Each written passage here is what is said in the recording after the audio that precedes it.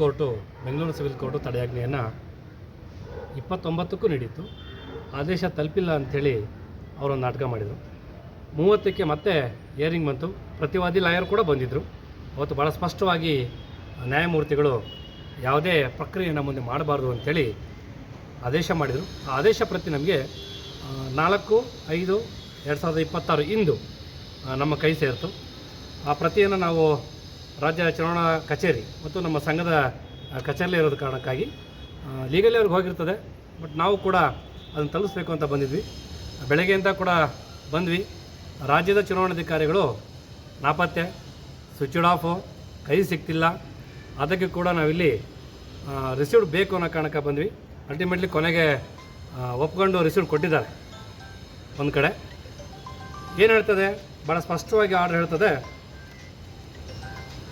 Taluka executive committee, district executive committee and state executive committee thereby defendant number 5 and 6 are hereby restrained from holding election to the dependent number 1 association for the post of Taluk Executive Committee, District Executive Committee and State Executive Committee until next date of hearing 29/6/2006.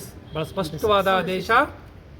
June 29 ತನಕನೂ ಕೂಡ next ಏನಿದೆ ಇದೆ ಅಲ್ಲಿ ತನಕ ಯಾವುದೇ ತಾಲೂಕು ಹಂತದ ಏನು ಇವತ್ತು ನಾಮಿನೇಷನ್ ಫೈಲ್ ಮಾಡಬೇಕಾಗಿತ್ತೋ ಅವೆಲ್ಲ ಪ್ರಕ್ರಿಯೆಗಳಿಗೆ ತಡೆಯಾಜ್ಞೆಯನ್ನು, ತಾಲೂಕು, ಜಿಲ್ಲೆ, ರಾಜ್ಯ ಹಂತದ ಪ್ರಕ್ರಿಯೆಗಳಿಗೆ ತಡೆಯಾಜ್ಞೆಯನ್ನು ತಂದಿದೆ, ಕೊಟ್ಟಿದೆ. ಆ ಪ್ರಕಾರವಾಗಿ ನಾನು ರಾಜ್ಯದ ತಾಲೂಕಿನ ನಮ್ಮ ಚುನಾವಣಾಧಿಕಾರಿಗಳಿಗೆ ಮತ್ತು ನಮ್ಮ ಸ್ನೇಹಿತರಿಗೆ ಹೇಳುವಂಥದ್ದು, ಇಡೀ ವ್ಯವಸ್ಥೆ ನ್ಯಾಯಾಂಗದ ಸುಪರ್ದಿಯಲ್ಲಿರೋದ್ರಿಂದ ಯಾವುದು ಉಡಾಫೆ ಮಾಡಲಿಕ್ಕಾಗಲ್ಲ. ಯಾರು ನ್ಯಾಯಕ್ಕೆ ಅಂತ ದೊಡ್ಡವರಲ್ಲ. ಇದೆಲ್ಲವೂ ಕೂಡ ನಾಳೆ ತಾಲೂಕು ಚುನಾವಣಾಧಿಕಾರಿಗಳು ಪಾಪ ಅನ್ಯಾಯವಾಗಿ ಬಲಿಪಶು ಆಗ್ತಾರೆ. ಚುನಾವಣೆಗೆ ಬೆಂಗಳೂರು ಎಲ್ಲೋ ಬೀದರ್, ಕಲಬುರಗಿಯಲ್ಲಿ ಚುನಾವಣಾಧಿಕಾರಿ ಆಗಿರ್ತಾನೆ, ಬೆಂಗಳೂರು ಸಿವಿಲ್ ಕೋರ್ಟ್ಗೆ ಓಡಾಡಬೇಕಾಗುತ್ತೆ, 5ರಿಂದ 10 ಲಕ್ಷ ದಂಡ ಹಾಸ್ಕೊಳ್ಬೇಕಾಗುತ್ತೆ. ಅದನ್ನು ಯಾರು ಇವ್ರು ತಂದು ಕೊಡಲ್ಲ. ಸೊ ಹಾಗಾಗಿ ಈ ಆರ್ಡ್ರನ್ನ ತಾವುಗಳೆಲ್ಲ ಕೂಡ ತಾಲೂಕಲ್ಲೂ ಕೂಡ ಒಬ್ಬೆ ಮಾಡಿ, ರಾಜ್ಯ ಚುನಾವಣಾಧಿಕಾರಿ ನಿಮ್ಮ ಕೈ ಸಿಗಲ್ಲ. ನಾಳೆ ತೊಂದರೆ ಕೊಡೋದು ನಿಮಗೆ. ಇಲ್ಲಿ ಏನಾದರೂ ತೊಂದರೆ ಆದರೆ ದುಡ್ಡು ಕೊಡೋಕ್ಕೆ ಜನ ಇದ್ದಾರೆ. ನಿಮ್ಮ ತಾಲೂಕು ಚುನಾವಣಾಧಿಕಾರಿ ದುಡ್ಡು ಕೊಡೋಕ್ಕೆ ಯಾರೂ ಇಲ್ಲ, ಮತ್ತು ಶಿಕ್ಷೆ ಇಲ್ಲಿಗೆ ತೊಂದರೆ ಆದರೆ ನಿಮಗೆ ಯಾರೂ ಇಲ್ಲ. ಹಾಗಾಗಿ ಈ ಆದೇಶದ ಉಲ್ಲಂಘನೆ ಮಾಡಲಿಕ್ಕೆ ಯಾರಿಗೂ ಅವಕಾಶಗಳಿಲ್ಲ. ಭಾಳ ಸ್ಪಷ್ಟವಾದ ಆದೇಶ. ಮತ್ತು ಇಲ್ಲಿ ಕಚೇರಿಯಲ್ಲೂ ಕೂಡ ನಮ್ಮ ಆದೇಶವನ್ನು ಸ್ವೀಕಾರ ಮಾಡಿದ್ದಾರೆ. ನ್ಯಾಯಕ್ಕೆ ಸಂದ ಜಯ. ಇದು ಅಂತಿಮವಾಗಿ ಹೋರಾಟ ಇಲ್ಲಿಗೆ ಮುಗಿದಿಲ್ಲ. ನೀವೇ ತಾಲೂಕಲ್ಲಿ ಅನೇಕರು ಹೆಸರನ್ನು ಕೈ ಬಿಟ್ಟು ಹೋಗಿದ್ದೀರಿ. ತಾಲೂಕುಗಳನ್ನೇ ತಿದ್ದುಪಡಿ ಮಾಡ್ಕೊಂಡಿದ್ದಾರೆ. ಎಷ್ಟೋ ತಾಲೂಕುಗಳ ಅವಿರೋಧಗಳ ಹೆಸರಲ್ಲಿ 3 ಲಿಸ್ಟ್ ಮಾಡಿದ್ದಾರೆ. ಯಾರು ತಾಲೂಕು ಅಧ್ಯಕ್ಷರುಗಳು ಒಂದು ಲಿಸ್ಟ್ ಕೊಟ್ಟಿದ್ದಾರೆ, ಅವರಿಗೆ ಮೊದಲು ಹೂ ಹೊಂದಿದ್ರು. ಈಗ ನಿನ್ನೆ ಹೊಸದ ಪಟ್ಟಿಯನ್ನು ಮಾಡಿದ್ದಾರೆ. 47 ತಾಲೂಕುಗಳಲ್ಲಿ ಚುನಾವಣೆ ನಡೆಸದೇ ಅನ್ಯ ಮಾರ್ಗದಲ್ಲಿ ಅವ್ರಿಗೆ ಬೇಕಾಗಿರೋ ಲಿಸ್ಟನ್ನು ಈಗಾಗಲೇ ತಂದು ಇಲ್ಲಿ ಸೇರಿಸ್ತಾ ಇದ್ದಾರೆ. ಹಾಗಾಗಿ ಈ ಥರದ ಸಂಪೂರ್ಣ ಅಕ್ರಮವನ್ನು ಮಾಡಿರ್ತಕ್ಕಂಥ ಕಾರಣಕ್ಕಾಗಿ ಮತ್ತು ನಮ್ಮ ಉಡುಪಿ ದಿನಕರ್ ಶೆಟ್ಟರ್ ಇಲ್ಲೇ ಇದ್ದಾರೆ. ಇಡೀ ಉಡುಪಿಯ ಜಿಲ್ಲೆ 2,500-3 ಸಾವಿರ ಶಿಕ್ಷಕರ ಚುನಾವಣೆಯನ್ನು ಇವತ್ತು ಕೈಬಿಟ್ಟು ಇಡೀ ವ್ಯವಸ್ಥೆಗೆ ಅವಮಾನ ಮಾಡಿದ್ದಾರೆ. ಹಾಗಾಗಿ ರಾಜ್ಯದ ಅನೇಕ ತಾಲೂಕು ಜಿಲ್ಲೆಗಳು ನೊಂದು ಹೋಗಿದ್ದಾರೆ. ಸಾವಿರಾರು ಶಿಕ್ಷಕರು ಈ ಇಡೀ ಶಾಪವನ್ನು ಹಾಕ್ತಾ ಇದ್ದಾರೆ. ಹಾಗಾಗಿ ಇನ್ನಾದರೂ ಕೂಡ ಎಚ್ಚೆತ್ಕೊಂಡು ಸರಿ ದಾರಿಯಲ್ಲಿ ಚುನಾವಣೆ ಮಾಡಿ. ನಮ್ಮದೇನು ಅಭ್ಯಂತರ ಇಲ್ಲ, ನಾವು ಚುನಾವಣೆ ವಿರೋಧಿಗಳಲ್ಲ. ಆದರೆ ನಿಮ್ಮ ಕ್ರಮ ಇದೆಯಲ್ಲ, ಅದು ನಾಚಿಕೆ ಪಡುವಂಥ, ತುಂಬ ಅಸಹ್ಯ ಪಡುವಂಥ ರೀತಿಯಲ್ಲಿ ನೀವು ಚುನಾವಣೆ ಮಾಡ್ತಾ ಇದ್ದೀರಿ. ಇದರ ಶಾಪ ಕಟ್ಟಿಟ್ಟ ಬೋತಿ.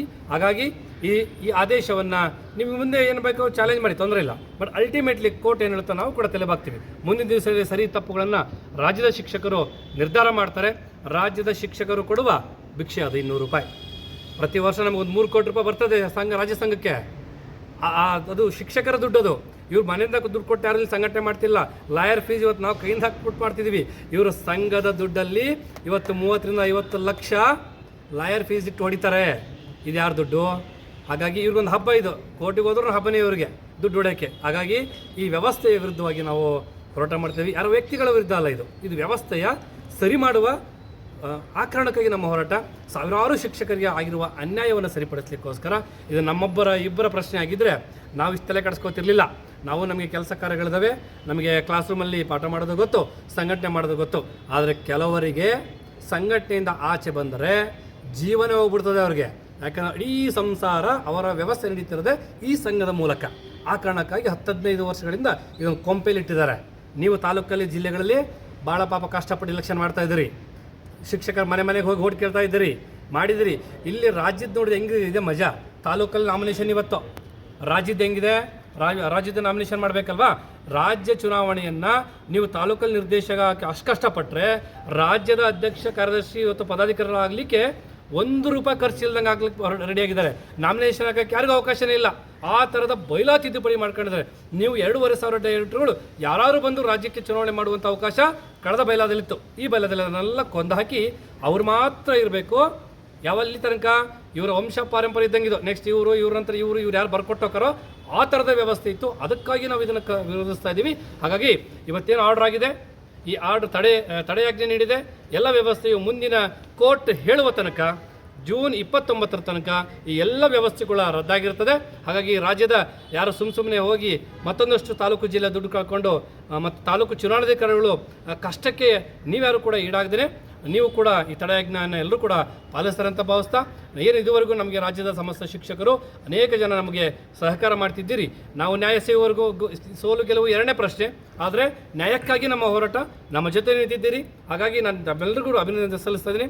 ನಾಗನಗೌಡ, ರಾಜ್ಯ ಸಂಘಟನಾ ಕಾರ್ಯದರ್ಶಿ, ಪ್ರಾಥಮಿಕ ಶಾಲಾ ಶಿಕ್ಷಕರ ಸಂಘ, ಬೆಂಗಳೂರು.